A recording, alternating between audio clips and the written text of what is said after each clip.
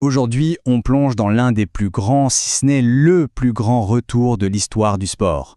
Un combat qui a complètement défié la logique, qui a redéfini ce que c'est d'être un champion et qui est entré dans la légende sous le nom de Miracle d'Auckland.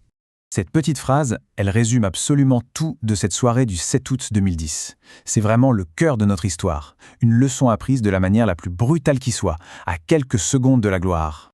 Alors pour bien comprendre l'onde de choc, il faut d'abord poser le décor et présenter les deux protagonistes.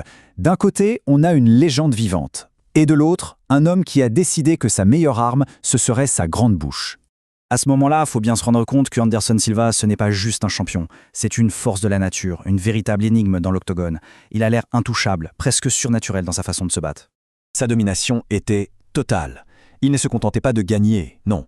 Il jouait avec ses adversaires, les humiliait avec une facilité qui était juste déconcertante. Des champions du monde, des vrais, tombaient devant lui, complètement impuissants.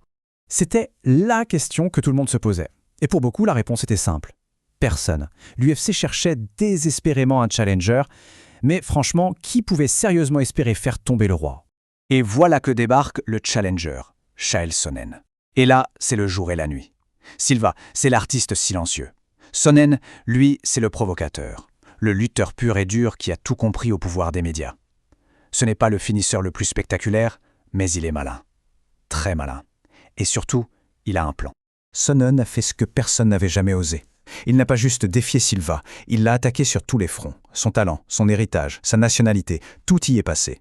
Chaque micro est devenu une arme. Et face au champion silencieux, Sonnen a réussi à faire de ce combat une affaire personnelle. Allez, on y est. La nuit du combat, 7 août 2010. L'arène d'Auckland est électrique. Toute la tension, toute la provocation des semaines passées, tout ça est sur le point d'exploser dans la cage. Le plan de Sonnen, il était d'une simplicité brutale. Pas de fioriture, rien. Juste avancer, mettre une pression constante, utiliser sa lutte de classe mondiale pour complètement neutraliser le striking de Silva. C'était, en théorie, la kryptonite de Silva. Sauf que personne ne pensait que quelqu'un pourrait vraiment l'appliquer. Le gong retentit. Premier round. Tout le monde s'attend à une démonstration du champion. Mais dès les toutes premières secondes, l'impensable commence à se produire. C'est un choc monumental. Sonnen ne recule pas. Il fonce. Il a réussi son takedown. Et Anderson Silva, le grand Anderson Silva, se retrouve sur le dos, contrôlé, frappé. Le public n'en croit pas ses yeux. Le plan fonctionne. Début du deuxième round. On se dit, ok, c'était un accident, une erreur de parcours. On attend tous la réaction du champion, l'ajustement qui va remettre de l'ordre. Mais non, le scénario se répète, à l'identique. Sonnen amène Silva au sol, le contrôle et continue de marquer des points. L'aura d'invincibilité de Silva commence à se fissurer sérieusement. Pour la première fois depuis une éternité, il a l'air humain, vulnérable.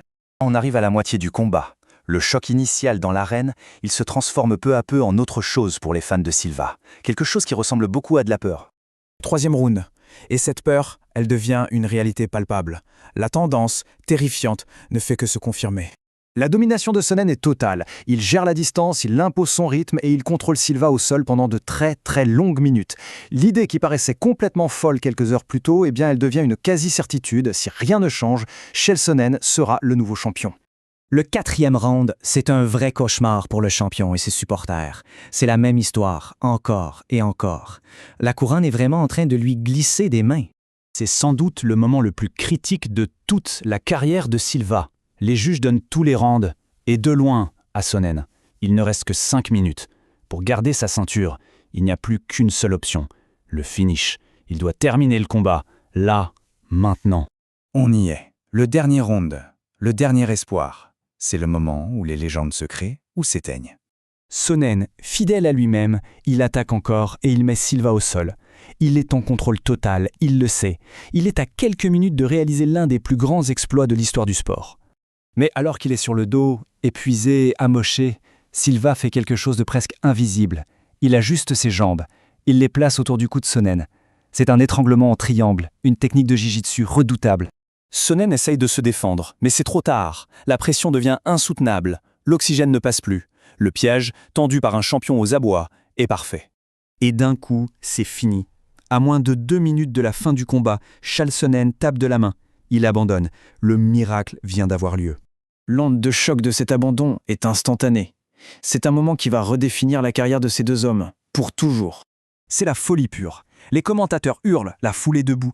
Personne ne peut croire ce qui vient de se passer.